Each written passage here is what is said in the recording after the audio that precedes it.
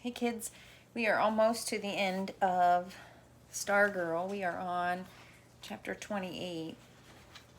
I think there are 33 chapters in this book, so we're getting there.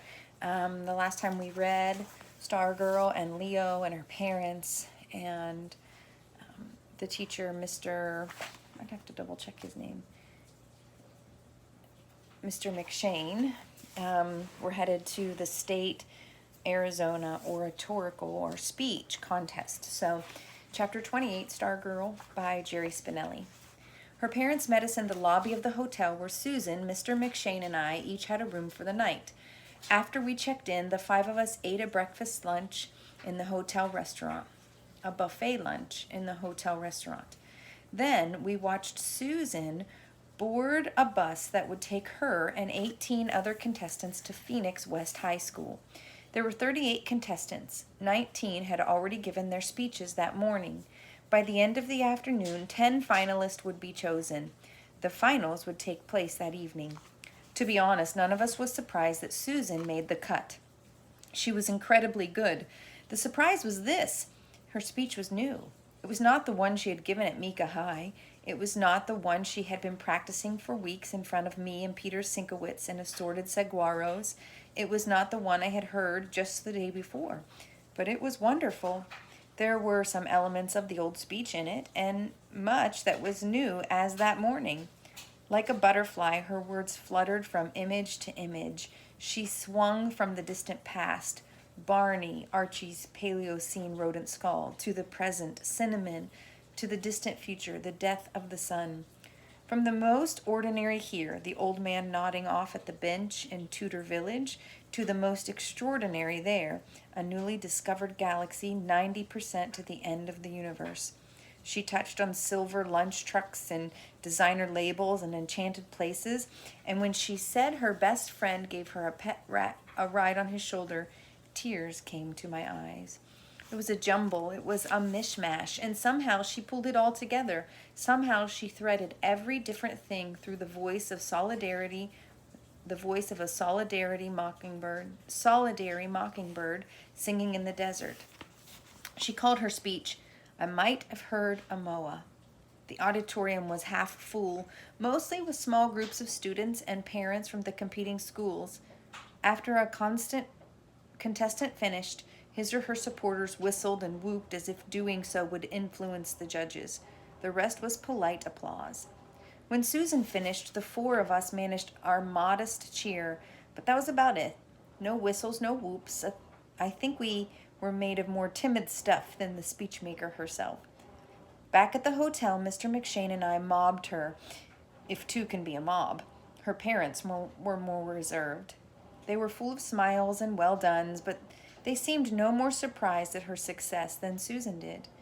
When the adults went off to the gift shop, I had her to myself. I said, "Where did that come from?" She grinned. "Did you like it?"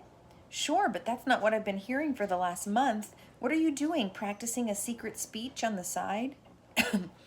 The grin got wider. "Nope, that was the first time I heard it too." I stared at her. Slowly her words sank in. "Let me get this straight. You're saying you just made this up this morning?" "I'm saying I didn't even make it up. It was just there. All I did was open my mouth and let it out." She held both her hands to me and snapped her fingers. Presto. I gaped at her. "What are you going to say tonight?" She threw out her arms. "Who knows?" The five of us ate an early dinner in the hotel restaurant. Afterward, we waited in the lobby while Susan changed clothes. She stepped off the elevator wearing a peach-colored pantsuit. She slinked across the lobby modeling for us. She sat on her mother's lap and said, "My personal seamstress made it for me." We applauded lightly and sent her off on the bus. The general public was invited to the evening show, and the auditorium was packed. People stood in back. Down front, a high school orchestra played rousing music by John Philip Sousa. The 10 contestants sat on stage. 7 were boys. All of the contestants appeared to be grim and nervous, stiff as mannequins, except for Susan, who was bending the ear of a boy sitting next to her. He nodded occasionally, but kept his eyes and spine at attention, and obviously wished that she would shut up. Susan's parents chuckled knowingly at her behavior, while I tried to disguise a stab of jealousy. One by one, the contestants took the long walk to center stage to give their speeches. The applause was equally hearty for all. A grade school girl in a frilly white dress handed each contestant a bouquet of roses, yellow for the girls, red for the boys. While the girls cradled the roses, the boys looked at them as if they were hand grenades. Susan was next to last to speak. When her name was called, she bounced up from her chair and practically ran to the microphone. She did a sprightly pirouette, a curtsy, waved her hand in a window washer motion, and said, "Hi." Accustomed to seeing stiff, mortified contestants, the audience responded with uncertain titters. They didn't know what to make of this unconventional teenager any more than we had on the first day of school. Several bold souls said, "Hi," and waved back. She did not begin, at least not in the usual sense. There was no ringing preamble. She merely stood there, comfortably chatting away as if we were all on rocking chairs on her front porch. Murmur drifted toward the ceiling. People were waiting for her to get started. The murmur subsided as it occurred to them that this was it, and they were missing it. The quiet that then fell over the auditorium was absolute. I was more tuned into the audience than to the speaker, and if for the last 5 minutes of her talk anyone was breathing, I could not detect it.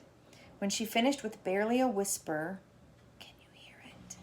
and leaned with her cupped hand to her ear, 1,500 people seemed to inch forward, straining to hear.